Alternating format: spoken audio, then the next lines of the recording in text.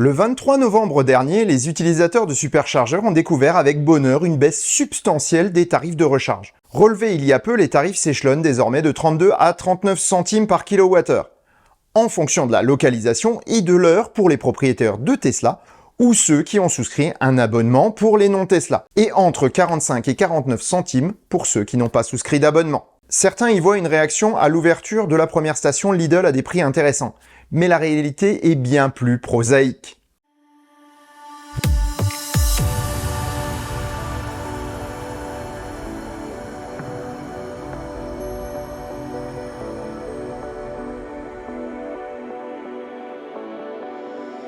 Si ça te plaît, mets un pouce vers le haut et commente. Si ça te plaît beaucoup, abonne-toi.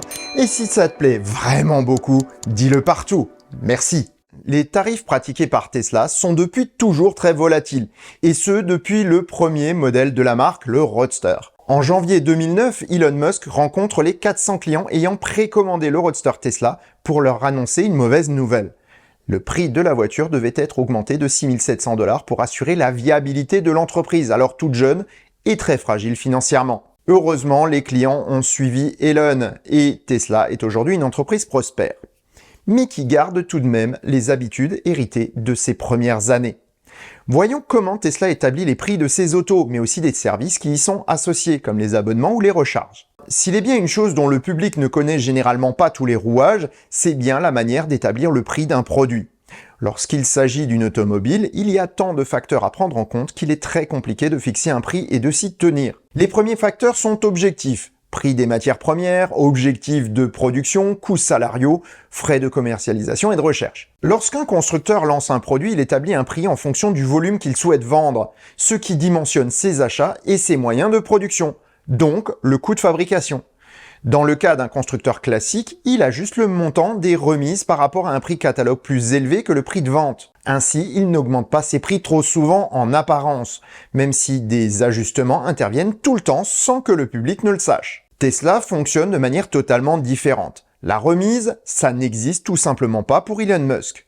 Le prix de vente est le même pour tout le monde et les ajustements sont du coup plus fréquents et surtout visibles de tous. Est-ce à dire que ces changements n'interviennent que si les coûts de revient changent? Eh bien, pas tout à fait. Un prix est essentiel à une stratégie. Tesla a une trajectoire de croissance et ne veut pas trop dépendre des financements bancaires. La marge moyenne sur les voitures doit rester élevée pour financer la croissance. Et j'ai bien dit la marge moyenne. Lorsqu'un produit a besoin d'un coup de pouce pour s'imposer, Tesla rogne sur sa marge en faisant le pari de se rattraper sur le volume. C'est exactement ce qui s'est passé avec la Model 3 Propulsion ces dernières années en France, mais aussi ce qui se passe aujourd'hui avec le Model Y Propulsion. En dehors de ces produits profitant d'incitation, les autres véhicules suivent peu ou prou les coûts de fabrication pour écouler la production. Tesla s'adapte à l'offre et à la demande. Pour les services, il en est un peu différemment. Les abonnements connectivité ou prochainement Full Self Driving sont basés sur les prix que le public est prêt à payer pour les avoir.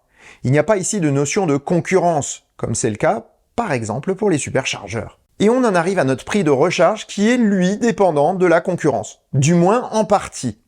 On ne parle pas ici de Lidl ou de quelques stations, mais bien d'une concurrence globale. Alors que Ionity pratique une grosse disparité entre ses clients, puisqu'en partie financé par des constructeurs, Total Energy et autres Fastned pratiquent des prix équivalents pour tous leurs clients. Avec une forte volatilité des prix de l'électricité ces derniers temps, les opérateurs ont pris le parti d'habituer leurs clients à des tarifs élevés, même si ces derniers temps, ils étaient tout de même parfois un peu moins chers que Tesla. Le constructeur américain ne souhaite pas faire de son réseau de superchargeurs une machine à cash. Enfin, pas une machine à verser des dividendes, du moins. La marge faite sur les supercharges doit permettre d'entretenir le réseau existant et de financer ses nouvelles extensions. Le prix de la supercharge est une arme qui permet à Tesla de vendre plus de voitures, mais aussi de faire augmenter la demande de voitures électriques et donc de mettre la pression sur les constructeurs qui ne peuvent pas livrer. Tesla a donc pris le parti de suivre le prix de l'énergie afin d'avoir toujours à peu près la même marge, quel que soit son prix d'achat, mais aussi d'ajuster ses tarifs en fonction de la disponibilité de ses autos et de celle de ses concurrents. Le prix est également ajusté en fonction du taux d'occupation des bornes et maximise ainsi les revenus afin d'investir massivement pour l'avenir tout en rentabilisant le parc existant. Ainsi, pour ne pas déroger à sa politique de marge minimum, Tesla a augmenté ses prix au-delà de ceux de ses concurrents qui, eux, une fois le prix de l'énergie retombé, sont restés à des prix élevés. Et donc diminuent l'attrait de la voiture électrique. Les objectifs de Tesla sont de vendre un maximum de voitures électriques.